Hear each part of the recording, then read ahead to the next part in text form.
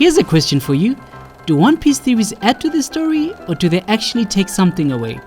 It's a tricky one because theories are everywhere in this fandom. They pop up whenever there's a mystery, a new concept, or even the tiniest hint Oda drops. And the longer a mystery lingers, the bigger the theory grows, sometimes taking on a life of its own. Mysteries are one of the best tools in storytelling. They keep us engaged, they keep us guessing, and when the reveal finally comes, it can change everything. Some mysteries are small and get solved quickly. Others, well, if you're a One Piece fan, you already know some of these mysteries have lasted for decades. Personally, I like short mysteries, but ironically, my favorite series is built on the longest running unsolved questions in manga history: The Ancient Kingdom, The Will of D, Joy Boy, The Void Century, amongst others.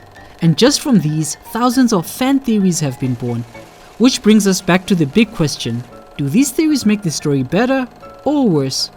On the one hand, theories are fantastic. They keep the community alive, they bring fans together, and they can make the story feel bigger and more magical than it already is. When you dive into theory videos, Reddit threads, or late night Discord debates, it's like you're part of the adventure yourself. But here's the problem. Sometimes the theory outshines the reveal.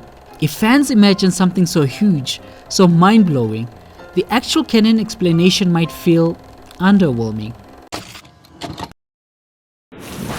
They say a pirate's worth is measured by their bounty, and mine's still growing. If we're to become the most feared crew on YouTube, I need your help to raise it. Hit that subscribe button and join my fleet, the Tails Pirate. Once we hit 500 subscribers, I might just earn a better ship and finally fly my own Jolly Roger. While you're at it, give this video a like. It helps us navigate the algorithm blues. And if you're feeling generous, spread the tales of this young captain. Share the video. Now then, back to the video. The reveal was always meant to serve the story, but after years of theories, expectations can get out of control. Let's take the Will of D as an example.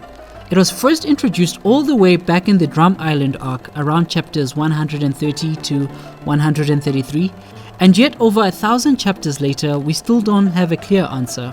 In that time, millions of fans have built their own theories. Some probably aren't even far off from the truth.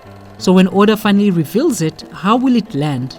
For someone who's avoided theories, it could feel fresh and shocking. But for someone who's watched hours of theory videos, it might feel familiar or even underwhelming if the reveal doesn't top the fan expectations. For me, I love theories. Even when mine are completely wrong, they're fun.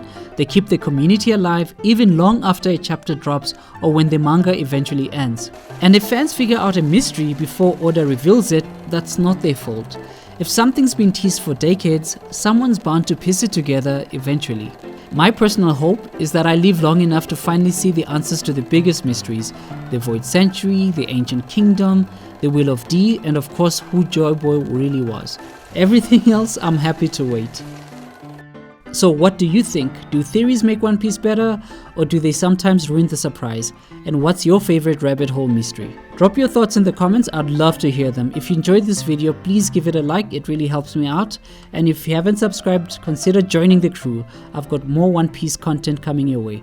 Thanks for watching, and I'll see you in the next one.